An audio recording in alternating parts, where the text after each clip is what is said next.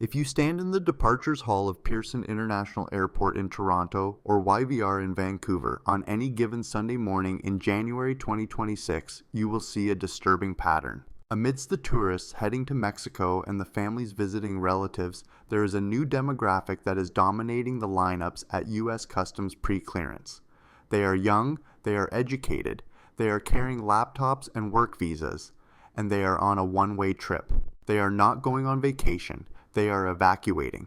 We are witnessing the largest exodus of human capital in Canadian history. It is a silent crisis that the government refuses to acknowledge, but the economic crater it is leaving behind is about to swallow us whole. While the media distracts you with headlines about climate targets and cultural wars, the engine of the Canadian economy, the doctors, the engineers, the entrepreneurs, the high-income taxpayers, is being dismantled piece by piece and shipped south of the border. We call it the brain drain, but that term is too polite. This is a capital flight. This is a demographic collapse. And for the real estate market, this is the final nail in the coffin. Because when the people who can actually afford to buy a $2 million home leave the country, who is left to hold the bag?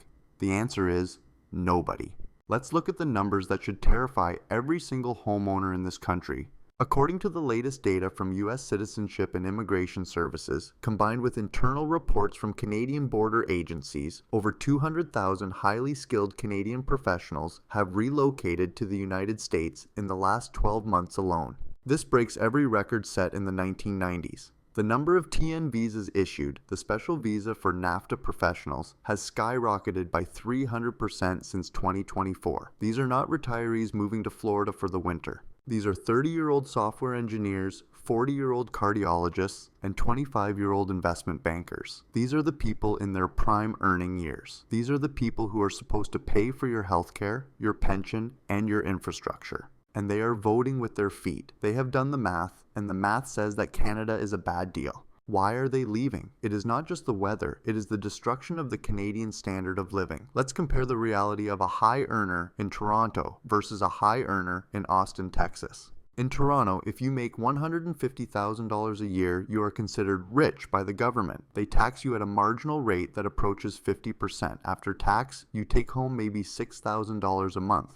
But a decent one-bedroom condo costs $3,500 a month. Your car insurance is highest in the continent. Your groceries have doubled in price. You are living paycheck to paycheck on a six-figure salary. You are house poor and tax rich. Now, take that same professional to Texas. Their salary instantly jumps to $150,000 US dollars, which is over 200,000 Canadian. Their income tax is zero at the state level. Their federal tax is lower. Their rent for a luxury house, not a condo, a house, is $2,000.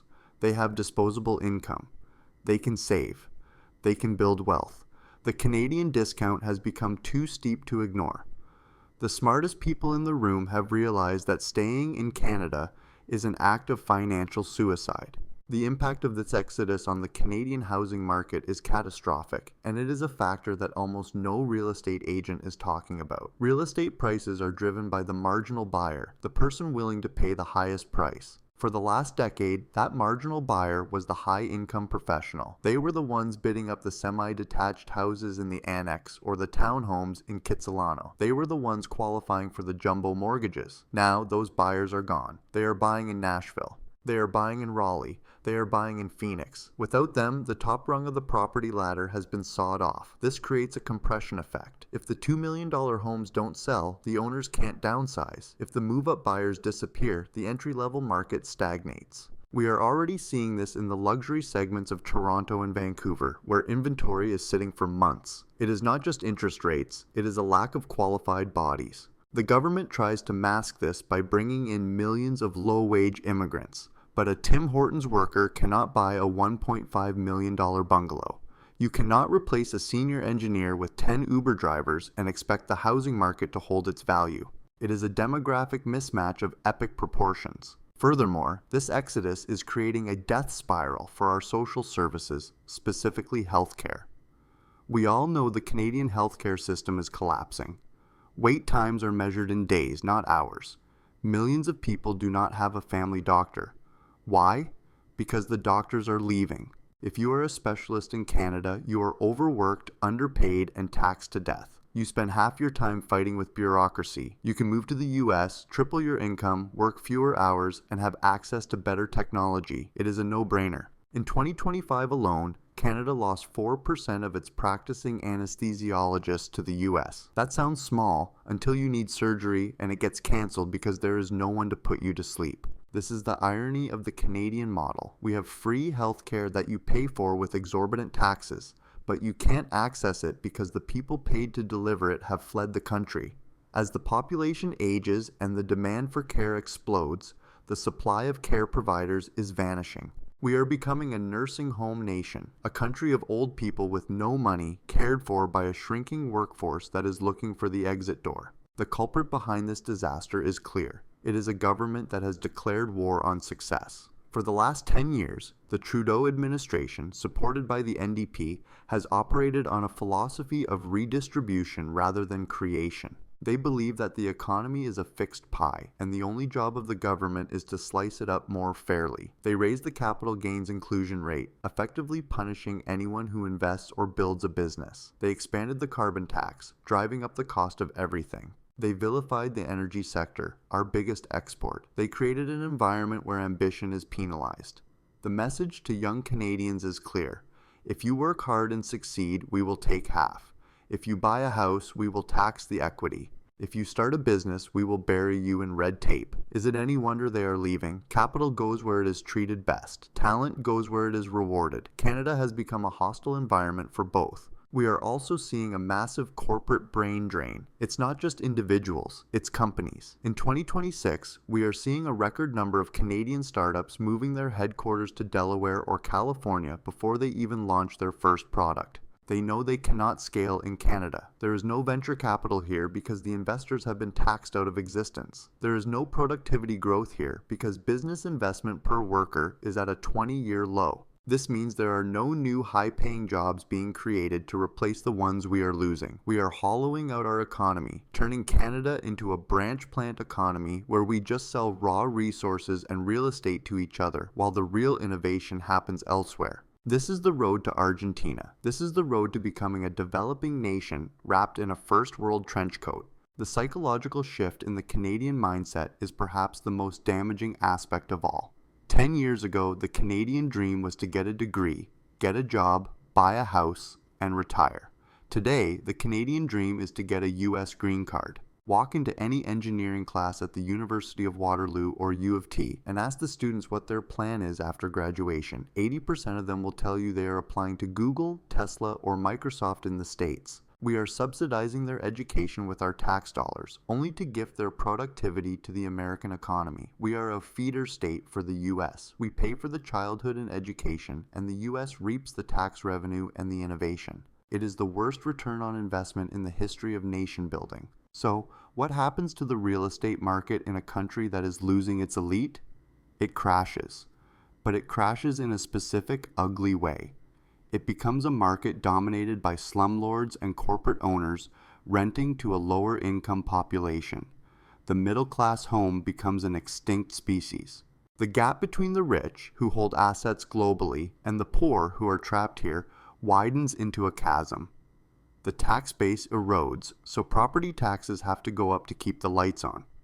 This forces more people to sell, increasing supply. It is a doom loop. Municipalities across the GTA are already discussing double-digit property tax hikes for 2026 because they have a budget deficit.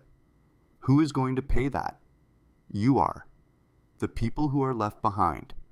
The people who couldn't get a visa. The people who are trapped in negative equity.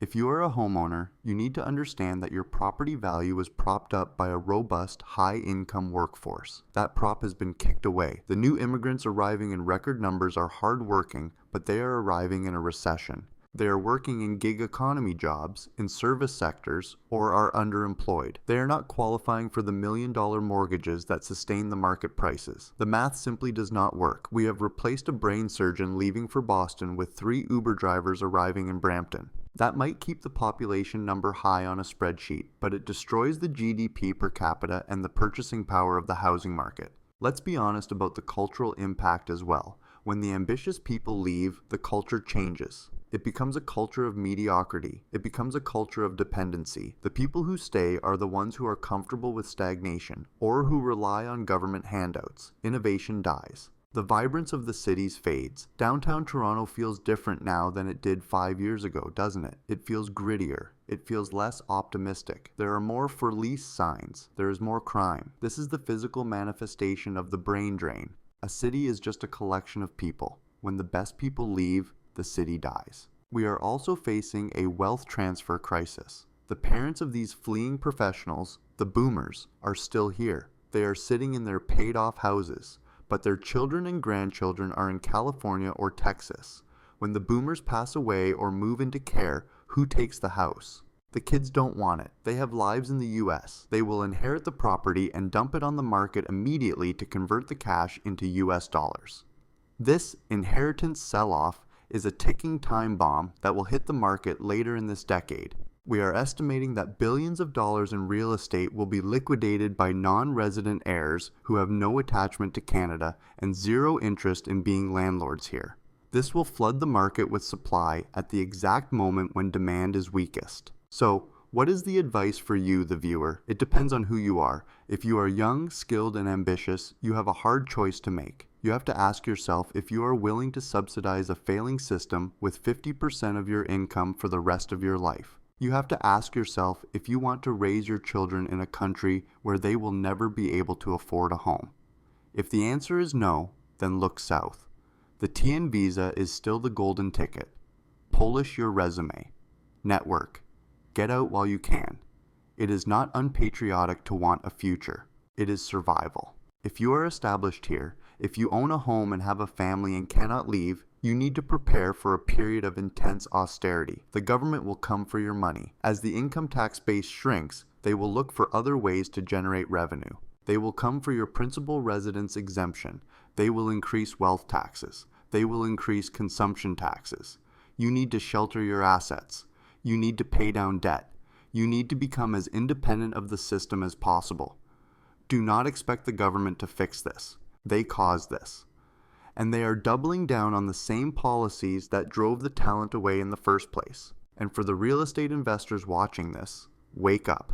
The thesis that everyone wants to live in Canada is no longer true for the people with money. The demand curve has shifted permanently. The smart money has already left the building. If you are holding on to negative cash flow condos hoping for appreciation, you are betting on a return of a demographic that is currently packing moving vans. You are betting against the trend. Sell the losers. Consolidate. Move your capital to markets that value capital. This is the tragedy of Canada in 2026. We had everything. We had resources, space, peace, and talent, and we squandered it. We taxed the talent until it left. We regulated the resources until they were stranded. We printed money until it was worthless. Now we are left with the consequences.